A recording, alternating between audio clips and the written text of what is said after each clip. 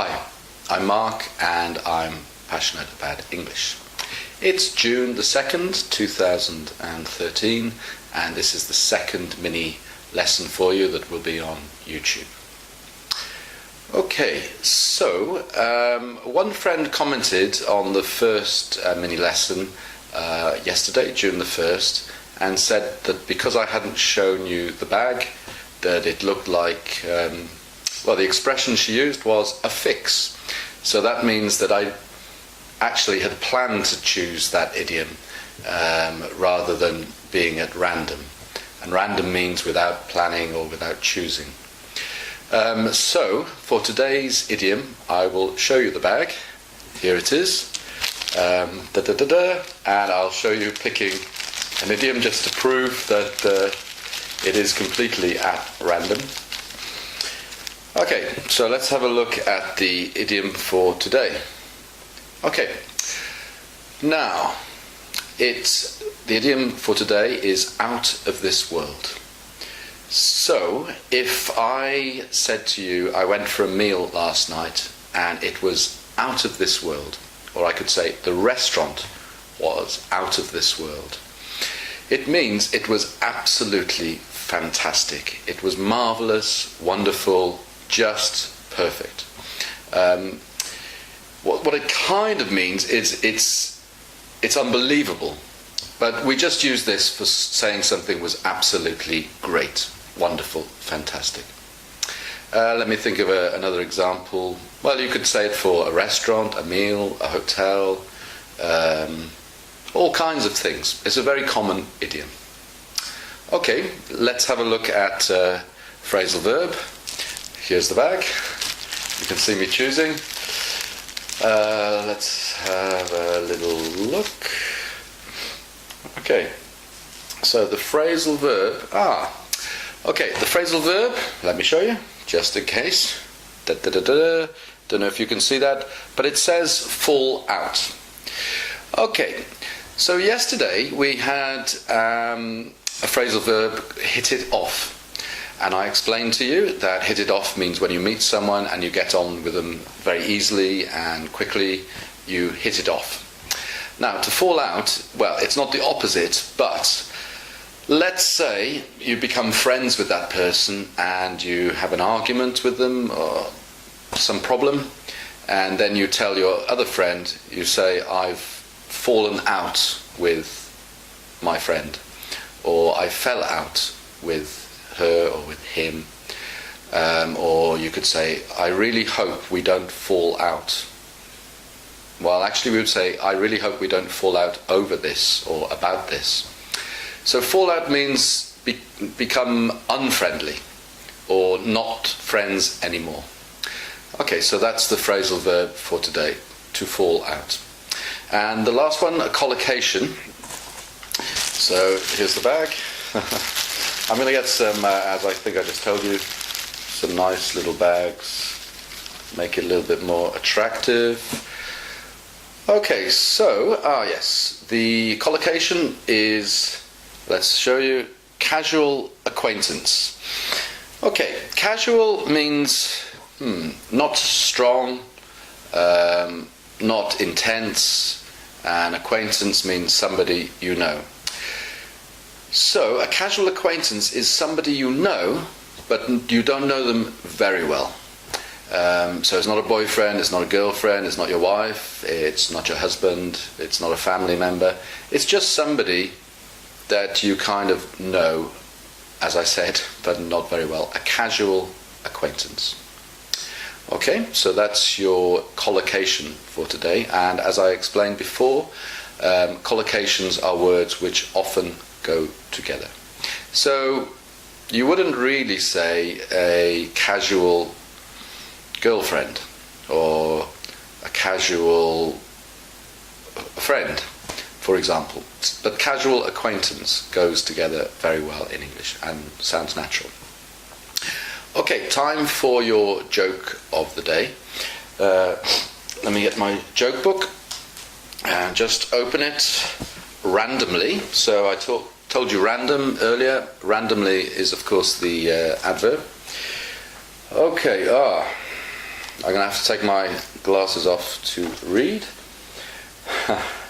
Okay, now I did say in the first mini lesson that I wouldn't do anything connected with nationalities or religion or politics, but this is connected with nationalities. And also I want to really thank you for all your comments and support.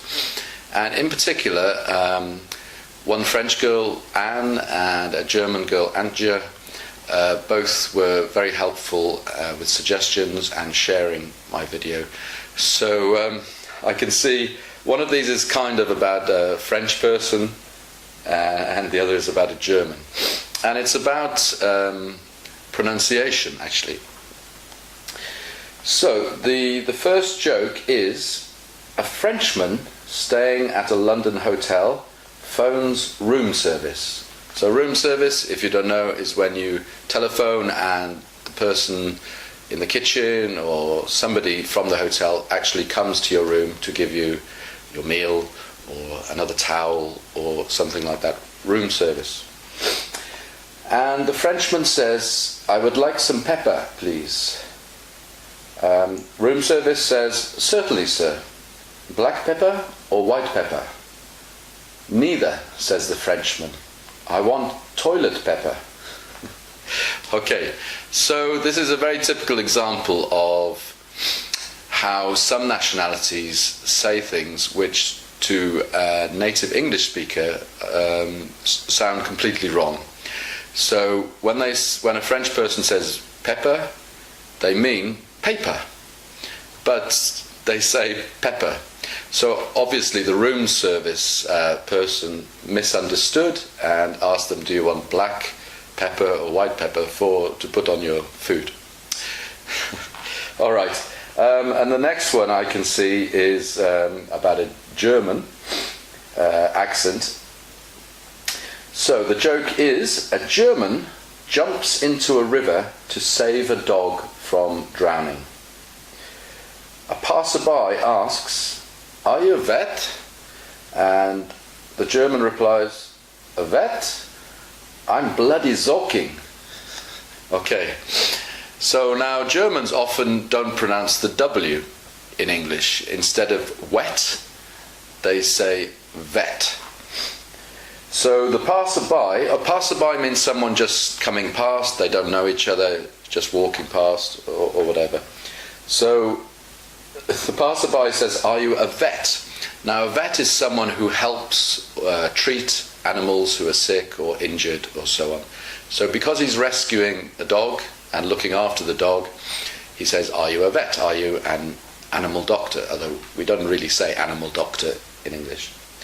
And the German says, "A vet? I'm bloody zoking." Okay, and actually again, Germans often say Z instead of S. So what he's saying is, "I'm soaking." Now, in English, soaking or soaking wet means very, very, very wet. So the German misunderstands the passerby. The passerby means a vet, an animal doctor, but the German understands, "Are you wet? Are you covered with water?" So he replies, "No, I'm not a vet, I'm bloody soaking. I'm not just wet, I'm completely wet. I'm bloody soaking, but I'm bloody soaking."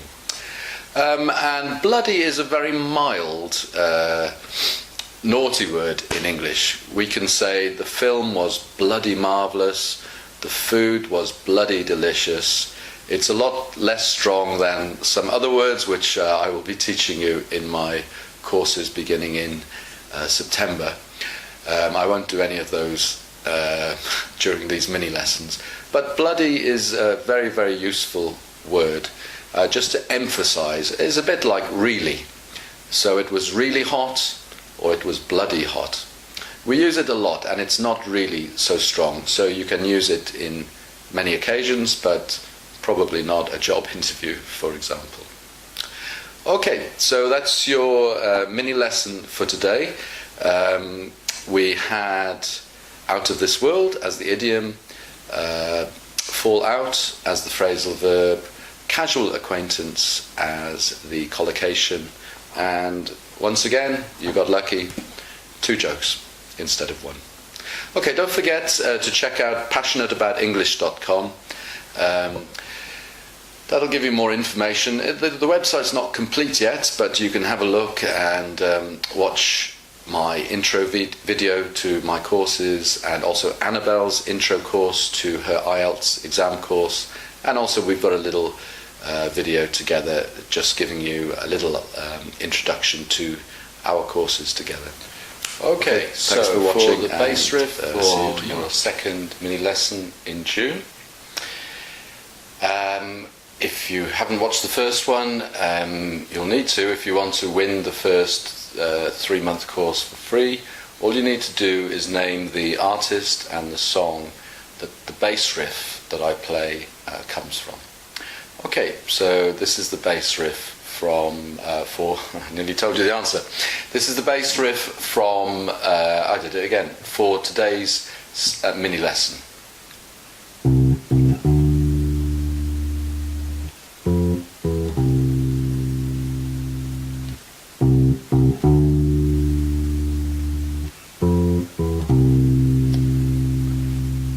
Turn it up a bit just in case that's not so loud.